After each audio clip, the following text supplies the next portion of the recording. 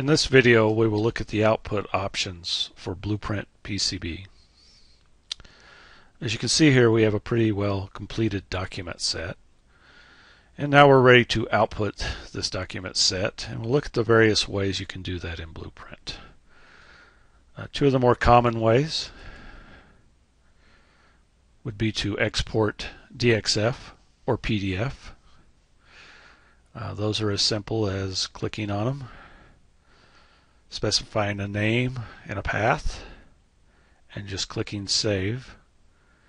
You are given the option of doing all the drawings or specific drawings in that format.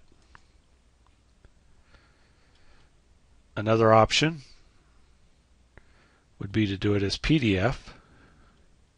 Again, give it a name and a path. Again, select which sheets that you want to export. Click OK. And it has exported those. We can take a look at those. The DXF, obviously you'll bring that into a mechanical system. As you can see, it's each separate sheet here.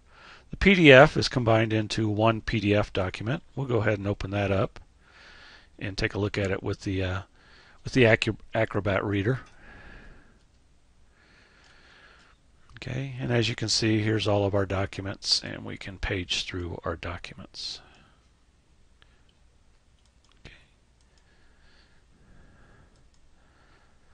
Another option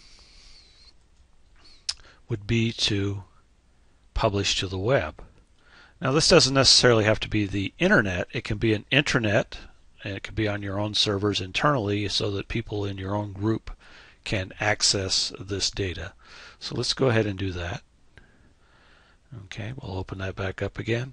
And you'll notice now we have some HTML code along with this BluePrint file and this CAB file. Those are the three items that are included when you do a publish to the web. So what I'm going to do now is just actually open this in Internet Explorer. We'll get the standard warning in Internet Explorer about ActiveX controls, so we'll just allow the content.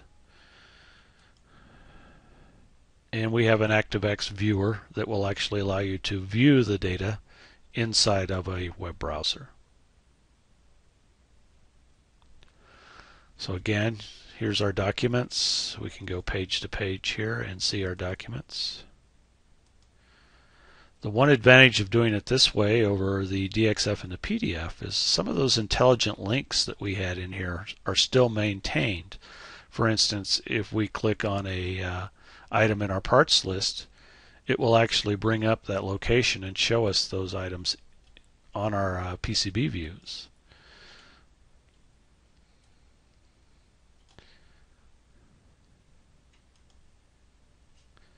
If we have an embedded document, such as a specification, it will bring that up as well in its native format.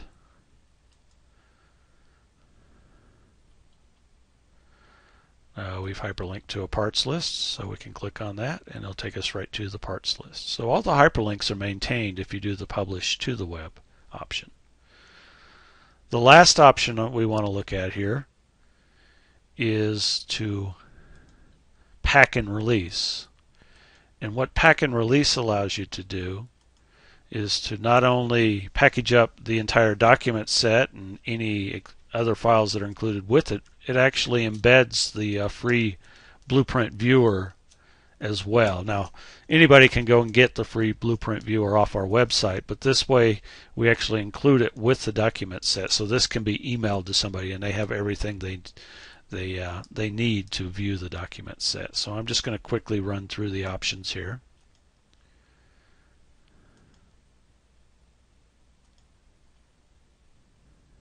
You can choose which files. You don't have to send all the files. And here's the option to include the free viewer. You can even time these if you want to, say that it would work for a certain number of days, and then after that certain number of days that they would not be able to access this data. That would be more in the quoting stage that you would do something like that. And then hit next and finish. And what it does is it actually creates an executable that you can run to to launch the free viewer, as well as all the files that are associated with it will be loaded into that free viewer. Okay, and as we saw before, you can go to the various documents. The hyperlinks will still work in here as well, and you have access to all the information that was included in that particular release package that you created. And of course, any of these documents that are in this release package document set can be printed out or saved off separately as well. So that's how outputs, standard outputs, work out of BluePrint PCB.